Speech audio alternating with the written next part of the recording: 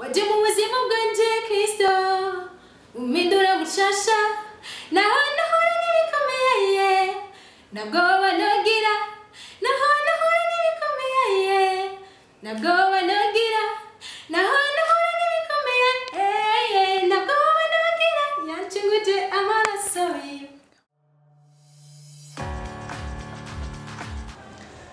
ya Kini TV Technology Move Production. Nkuko twabibemereye iminsi yose twarabemereye ko tuzokoma dutumira abatumire batandukanye aho muri gospel, aho muri music, abaririmbyi batandukanye n'abandi bakora indi myuga itandukanye. Muri kano kaya rero turi kuri ya Kini TV, reka nakwibutse usende subscribe, like, share na comment. Like nakameze uko uzambwira kameze uko ubwiza kameze uko ubuhakanye ibikorwa byacu, ariko ubwiza kameze uko ubu wemeje yuko ibikorwa byacu dukora ari fresh.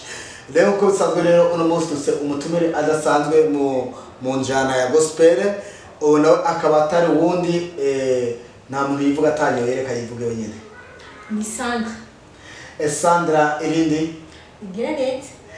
Akaba ari nkuko mwumvise yitwa Igiraneza Sandra. Sandra, reka ndagusabe ubanze uramutse abari kwadukurikirana. Ndabaramukije Messi aho muri cyane reka mvuga ati mwiriwe cyane mwaramutse vananye ndamuherereje murameze neza. Sandra, gira akajambo kamwe abakunzi ba Kini TV. Bakunzi ba Kini TV, reka ndabwire yuko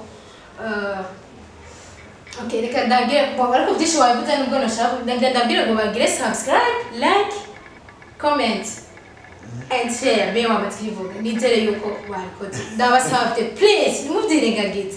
Hari umuntu ashaka kuraba gusa nkuko nyuka tusanga rire no please gashire ko nyene uri kurara ikiganiro.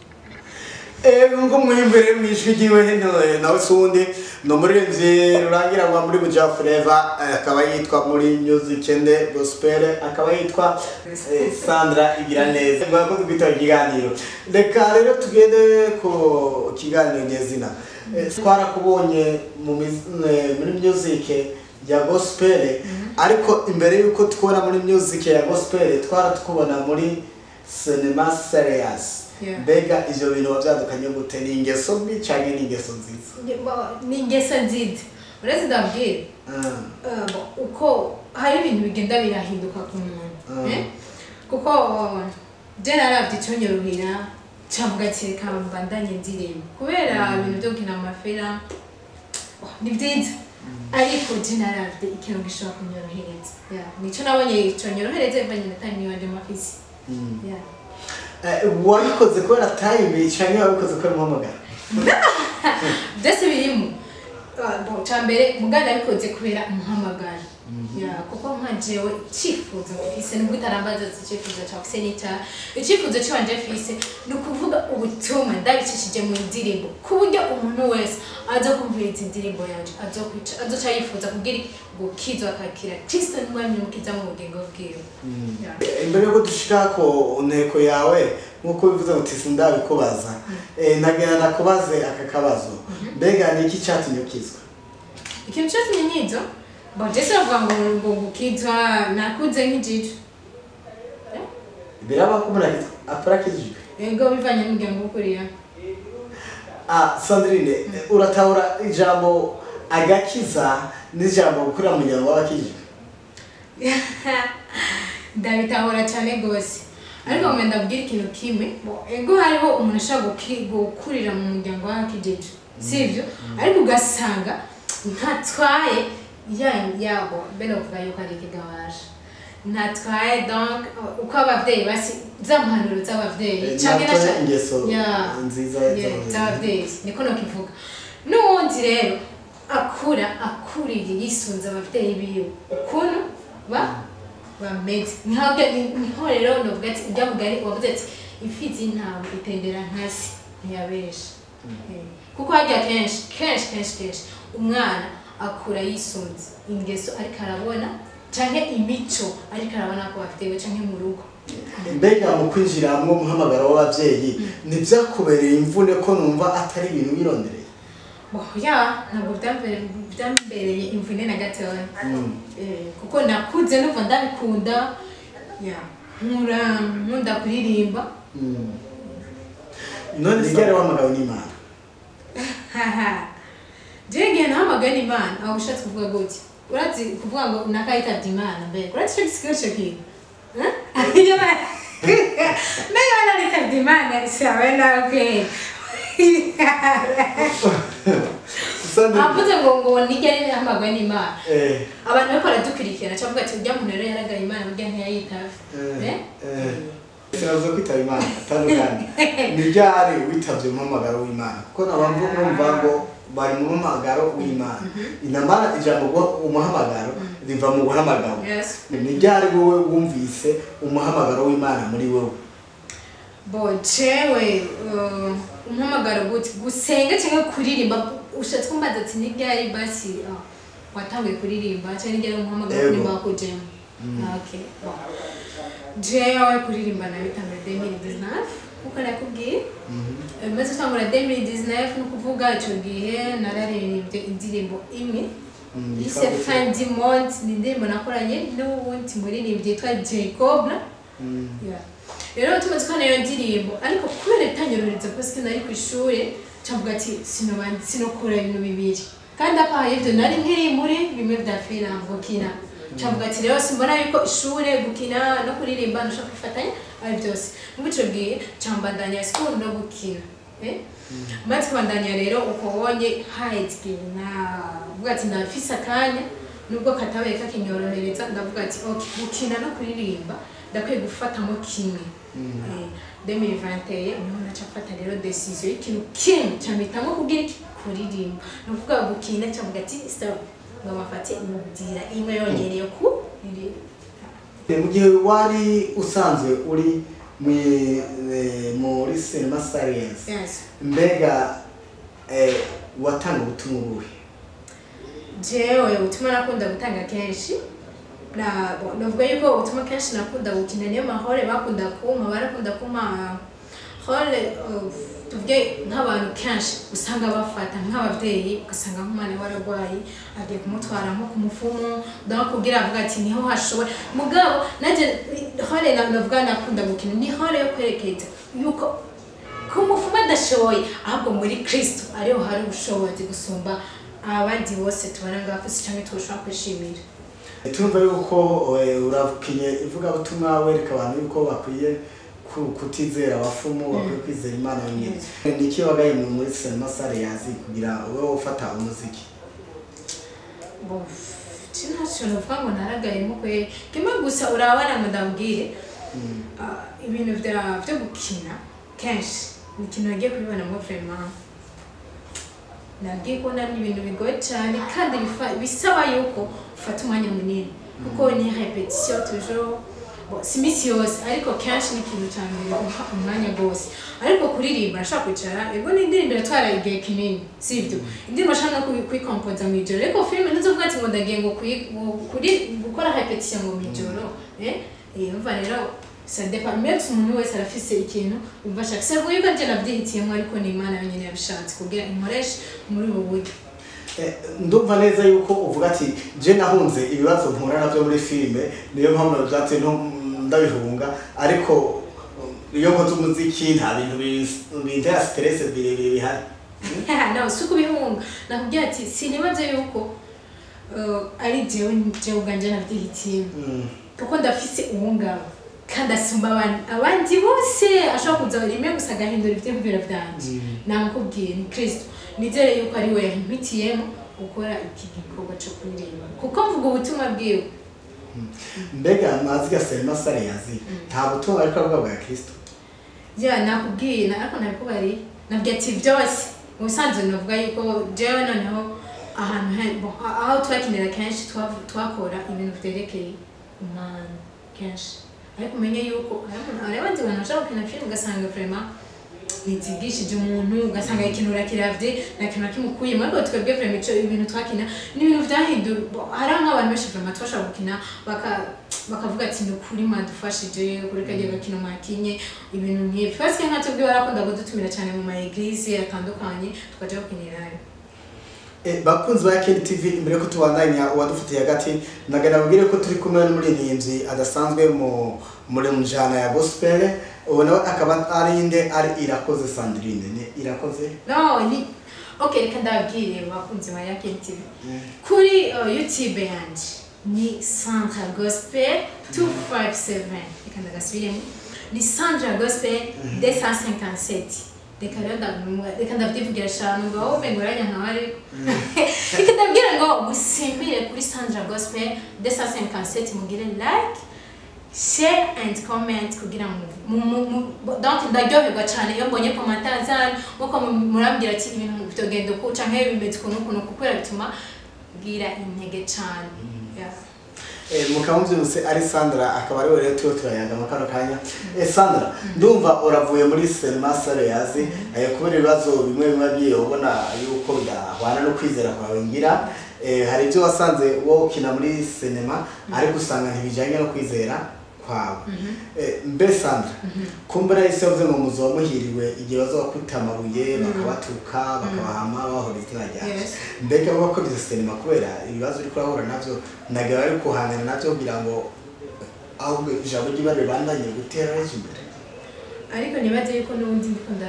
gukora umugambi Imana kandi kindi nacyo ko ndikunda ndavuga ubutumwa byose ni ndumva donc tuva mu bwiza tuja mu bundi bari kumuyenzi no navuze ati tuva mu bwiza tuja mu bundi bakunzi ba Ken TV ndabibutse mu subscribe like share na comment kugira ngo ibiganiro byacu byabashikira umwanya ku wundi nta wundi nawe turakurikirana mwaka nakanya turi kumwe muri Yakin Studio Entertainment atari Sandra Sandra nagenda kubaza rero tugaruke ku muziki urana mu Burundi hari imiziki injana zitandukanye mbega urimba ndiho muri gospel jewe ni afrobeat Sandra turumva yuko urimba injana ya afrobeat imwe afrobeat okay yantunguje amaraso yankunze jewe ntabibereye muri wewe ndubunesha amfashe neza nazo ndekura nazo ndekura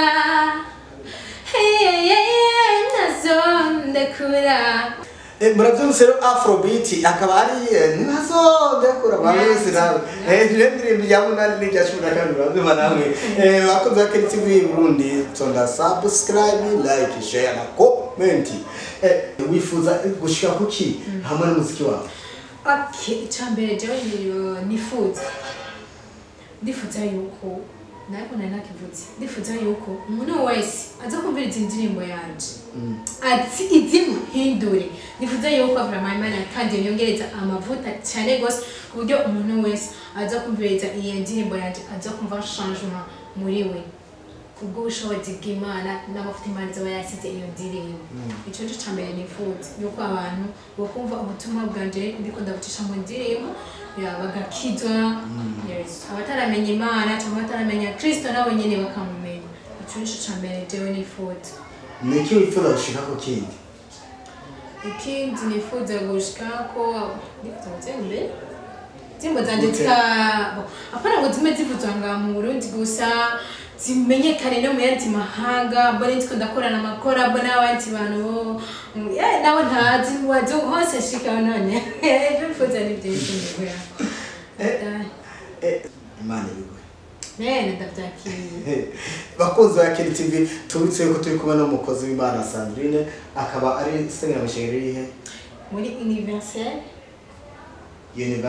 Universal yes Church hakindi kiri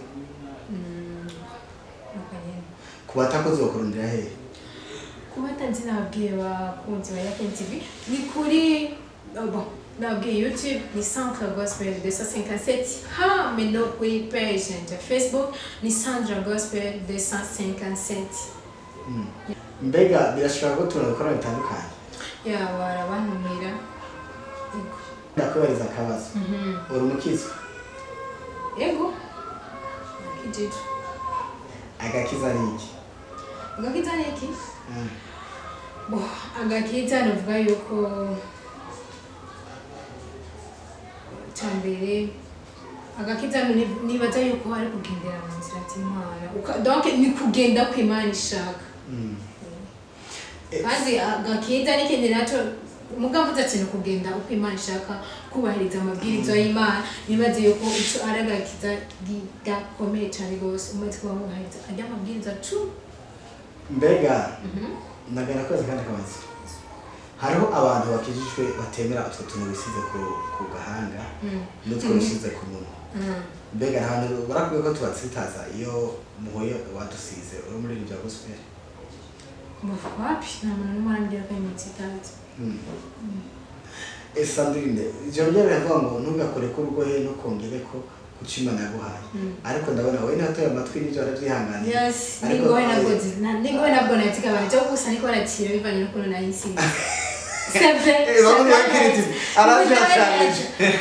araganirije y'abantu mbeshere frère none ntabwo rero kugira zirahari ngizi ngaha ni kwera ritiro gusa nasize baratubona ko yo ni bandahe frère kamera zoominga neza dago kubita kamera avugisha iki kamera raziho bajya kwigize byibodesha tubyihoze andi baje benshi abandi live barazi ko Sandra atigera kora ko nakagwena ka kiretse gusa gusiga gati abantu naho nyene baje ko abo bitsitaza canke naho nimbari cha sinzi wogikora ko nyene oya mbega hoza batara bakubwira ati ivyo nivyo byansitaza yatanze ndamijuru wohera yes uretse tuma itima no biheba kora je sinaje kuzimiza Imana nibaze yuko muri kukuririmba Imana yasizemo nibaze yuko atari kuzimiza abantu sivyo cyangwa gutsitaza abantu kubera yanjye avuga ngo ubere igitsitaza umuntu mugenzi wiwe arago sivyo niyo mpamvu rero nimba haje nk'umuntu umwe babiri batatu naho bari babiri cyangwa batatu kambira ati vraiment ibi biradutsitaza bisize ko je ndababaza gusa ni kubera impamvu ya utsitana mu buryo ubwa no gusa ryo bifashe avuga ati okay ibi vraiment nibyo tumatsitaza abantu nashaka kubiheba hari byinshi nagenda heba umuntu akambwira ati kirantsitaza nka nagiheba nanje kikirantsitaza okay azohera nukwibasha murambanyira turashana bakoze ya Kendi TV ndamubwiye yuko yambaye style nziza cyane rwose igezweho namugeti nandirantsitaza kubera ko ubu nta mukobwa yambaye ipantaro mu mico ya kera ariko abo nabigisirimo akeza kubera igisirimo nawe murabyibonera niko usaba Imana ikintu usaba Imana cyambere ndayisaba no kuzomuhereza ngizo yes kurangiza neza icyo cyambere amasaba Imana saba Imana ibintu bitatu Imana ndasaba ibintu bitatu okay cyambere nakivuze ni kugira ibintu byiza nayivuze Cyo kabiri hama ikindi naco shaka nuko Imana yonkomeza muri iki gikorwa cyayo ndiko ndakora cya gatatu nuko yondinde bitsitaza ariko tuvuze igukomeze niwe gutsitaza bari kuko ukomeye urumva ukomeye ne ushubye nawe kugira igukomeze no kugira gutsitaza aho nurasaba ikindi uracyari kuri bibiri okay ikindi naco sa Imana saba yuko abagenzi banje batarakiza bakize kandi mari byumve vraiment abataramenya bo ego gukiza biratandukanye ariko hari umuntu ashobora ati ndakijije atagiye ari karaja simvuze bosuba ko ndiko ndavuga ngo ndakijije siko novuga ngo ndiko nditera amashubwe cyane gose kora twese turi abantu kandi avuga ngo kwisi nta mugororotsi sivyo ariko hari umuntu ashobora kuvuga gukora ibintu atimva yuko ndashobora nimba nkoze iki kintu sivyo eske ingaruka mbi iki kintu ni cyane eske nimba nkoze iki kintu nibutse gusaba Imana imbabazi basanga yamira muri bya bindi toujours navuga ati reka nimba yanye nawe akasubira muri bya bindi nyere sawa rero Imana vraiment itsadufasha na jewe ndimo kwihanira ikintu donc kwihanira kureka ndashaka ndirimbira akarimbo kamwe nk'umuntu muri iyi cyane aho turimba akarimbo kamwe kuri kantike yes okay kote prayer Amera waineserewe nisina gimana Niba marimi wawaro Nirawatinyura Okay bakoze wa Kendi TV ngo aje shwigiwe bana ni live ni kiza cyane usirarongoreye ni Holy Voice mbega urafite nini gushasha ubudushiriza Yes vuba cyane Yeah. inyuma y'amezi y'ukwezi kumwe sorry barabona ikindi gikorwa gishasha nuko nabibemereye mbwira itariki uretse nabwire kubera icyo usanga atari ibintu twebwe tuko turikora sishaka guhenda abantu banje ndabakunda cyane sishaka kubahenda ndashaka kubwira ati ngo itariki izi kubera atari je mba ndiko ndabyikora ugasanga zirahindutse. Bakunze ba Kini TV murumva yuko afite ishasha cyane rwose akaba ari indirimbo shasha igiye gusohoka ishushe yitwa gute? No nzoyibamenyesha hano ntiharagira ko ndayipresente. Oh my god. Kuko urumva kuracari benshi. Bakunze ba Kini TV nuko rero tugera ku musozo w'ikiganiro reka tumusabe aduhe inde agapera cy'indirimbo yiwe ya mbere. Okay. Ya mbere indirimbo ya mbere cyari ya kabiri bava ni ngo naho banyanga barambwiye ngo ya mbere mva yuko ndacana mu kindi ni Kristo waje mu buzima bwanje Kristo umindura mushasha naho nahora nibikomeye nabwo banogira naho nahora nibikomeye nabwo banogira naho nahora nibikomeye nabwo banogira yanchunguje amaraso bakunze ba Kini TV n'umuse rero ko afite indirimbo yiwe nahora n'ibibazo nahora n'ibikomeye ntabwo wayogira nkuko yasabye Imana ngo mukomeze amavyuma amarindi ibintu by'inkomezi gusa rero twagiye tubashimira bariko barakurikirana kino kiganiro tubitse gusonda subscribe like na share na comment ugire partage ku bantu benshi cyane bose bashoboka Sandrine turabushimiye murakoze cyane namwe gira akajambo kawe mabakozi bawe ndabakunda cyane vraiment ikindi naco nongere ndabwire ati mushishikare mushigikira kuko nari kumwe namwe nta kintu nakimeje no kushobora gukora ndabakunda cyane guys kandi mwarahezagiye reka ubibutse ya page yawe kugira ngo kukurikirana reka ndabwire ngo YouTube yanje ni Centre Gospel 257 ekana page nuko nyeri musimbire ko vyose mugire kumenyere muhara mu bikora simbirako nahezo